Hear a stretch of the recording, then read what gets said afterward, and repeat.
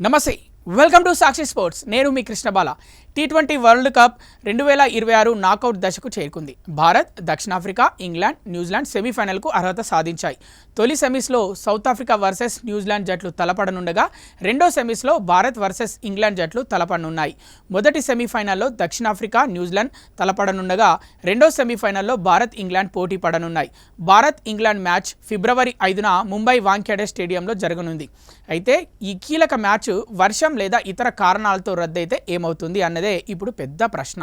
Group దశ, super 8 దశల్లో match రద్దయితే ఇరు జట్లకు ఒక్కో పాయింట్ ఇచ్చేవారు. కానీ సెమీఫైనల్ నాకౌట్ మ్యాచ్ కావడంతో పరిస్థితి భిన్నంగా ఉంటుంది. ఐసీసీ ఈ రెండు సెమీఫైనల్ మ్యాచ్లకు రిజర్వ్ డే కేటాయించింది.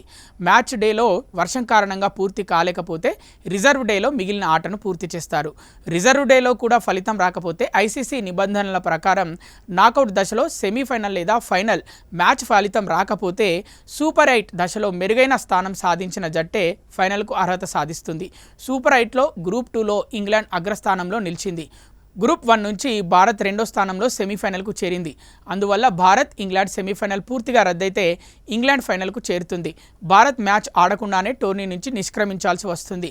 మొదటి సెమీఫైనల్ పరిస్థితి మార్చి 4న కోల్కతా ఈడెన్ గార్డెన్స్లో దక్షిణాఫ్రికా, న్యూజిలాండ్ మధ్య తొలి సెమీఫైనల్ జరగనుంది. ఈ మ్యాచ్కు రిజర్వ్ డే ఉంది. అయితే అది కూడా ఫలితం లేకుండా ముగిస్తే సూపర్ 8లో అగ్రస్థానంలో నిలిచిన దక్షిణాఫ్రికాకే ఫైనల్ టికెట్ లభిస్తుంది. న్యూజిలాండ్ రెండో స్థానంలో నిలిచింది. మొత్తానికి సెమీఫైనల్ మ్యాచ్లకు రిజర్వ్ డే ఉన్నప్పటికీ చివరికి సూపర్ 8 ర్యాంకింగ్స్ కీలక పాత్ర పోషిస్తుంది. కాబట్టి వాతావరణ పరిస్థితులు కూడా జట్ల భవిష్యత్తును నిర్ణయించే అంశంగా మారాయి. సాక్షి టీవీ ప్రసారాలను నిలిపివేయడం చట్టరీత్యా నేరం. సాక్షి టీవీ ప్రసారాల కోసం మీ స్థానిక కేబుల్ ఆపరేటర్ని వెంటనే సంప్రదించండి. డిటిహెచ్లో, ఇంటర్నెట్లో కూడా సాక్షి టీవీ ప్రసారాలను వీక్షించవచ్చు.